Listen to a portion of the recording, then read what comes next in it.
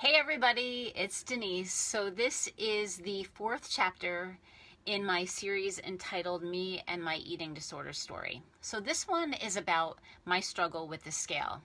And it's also going to be asking you if you have any issues in regard to having a scale in your house and struggling with the scale too.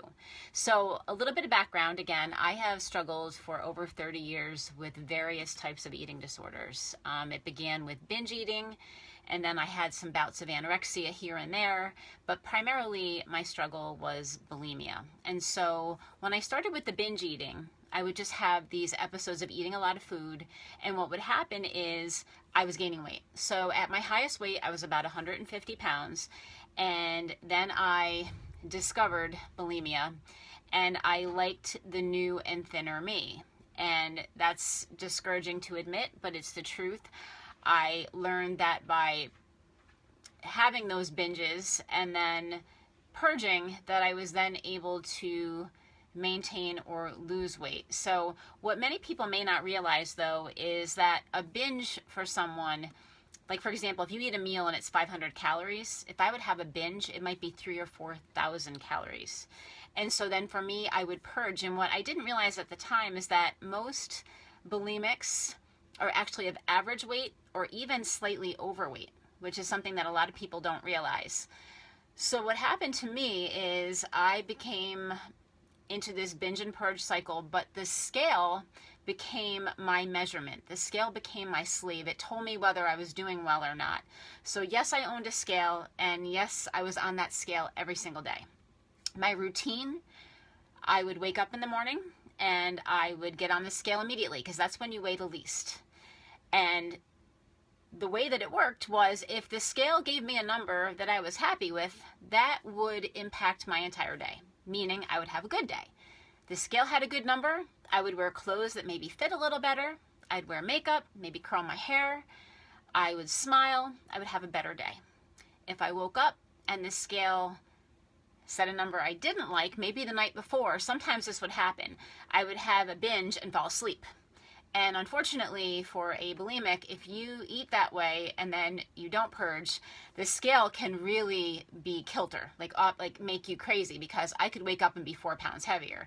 Not that that's even realistic, but that's what would happen. So what would happen was I'd wake up and see that number, and that day was ruined. First of all, I'd probably have more binge and purging episodes because I was so stressed out by the whole idea of weighing more. I would find the baggiest clothes I owned. I sometimes wouldn't take a shower or wear makeup. I wouldn't curl my hair. I wouldn't make eye contact with anyone.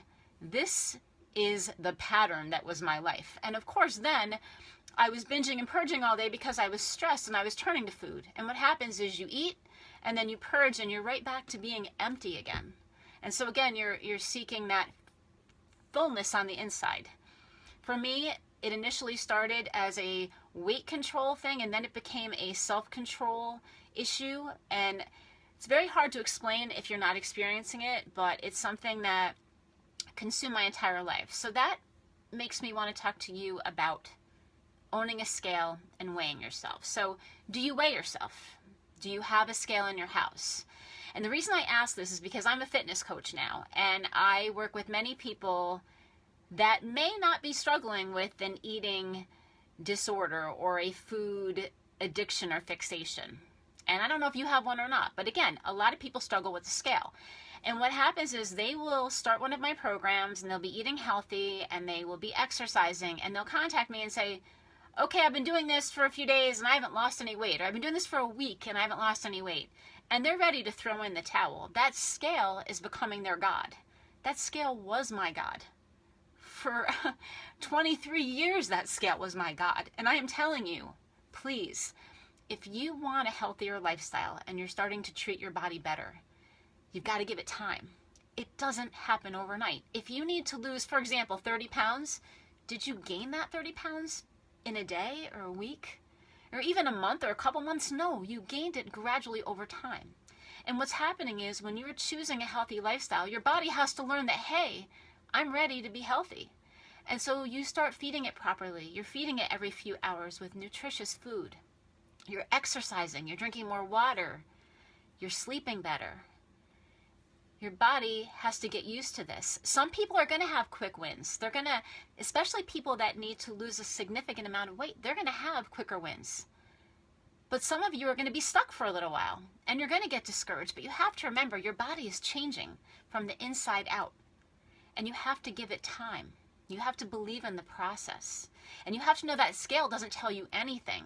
And I'm going to talk about NSVs, non-scale victories. And right now for me, I'm doing a program called Body Beast. Body Beast, I'm in something called bulk phase. No, I don't lift heavy weights. I use 3-pound to 15-pound weights. I am not strong, but I am not going to be losing weight during this process because I'm looking to build muscle.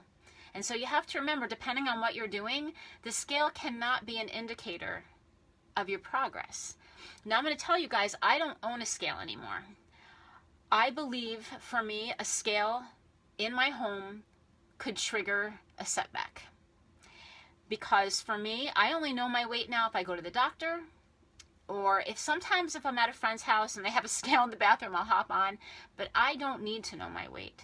I need to know that I am practicing proper behaviors in my life, that I am sleeping well, I'm eating healthy, I'm exercising, and most importantly for me, I'm spending time with God. For me, I believe in getting healthy on the inside first, which is your spiritual, to get healthy on the outside, which is your physical. And one of my favorite expressions now is you can't fix a spiritual problem with a physical solution. We often don't realize there's something going wrong on the inside that's causing us to have these problems. My eating disorder started when I was a child, and I had emotional and mental issues going on that triggered it. And then my weight gain and subsequent weight loss with bulimia and getting into that whole self-control, I had bigger issues. It wasn't the food, and it wasn't even the weight. It was deeper. And now that I understand that Jesus can fill that void on the inside, being in recovery is the most amazing thing in my life. I need to tell you guys that. I never knew I could be free. I never knew. And I don't take any credit. I can do all things through Christ Jesus who gives me strength. And that's my God up above. And I can tell you guys that. And these are tears of happiness because I was a slave. I was a slave to the scale. I was a slave to food.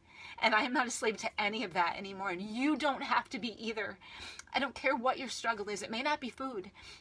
It might be alcohol, drugs, it could be anything. But I can promise you there is a way out. And that's why I'm doing this series, is to help anyone to know that you can be an overcomer. And you can do all things through Christ who gives you strength. So thank you so much for tuning in today. God bless, and I hope you have a great day.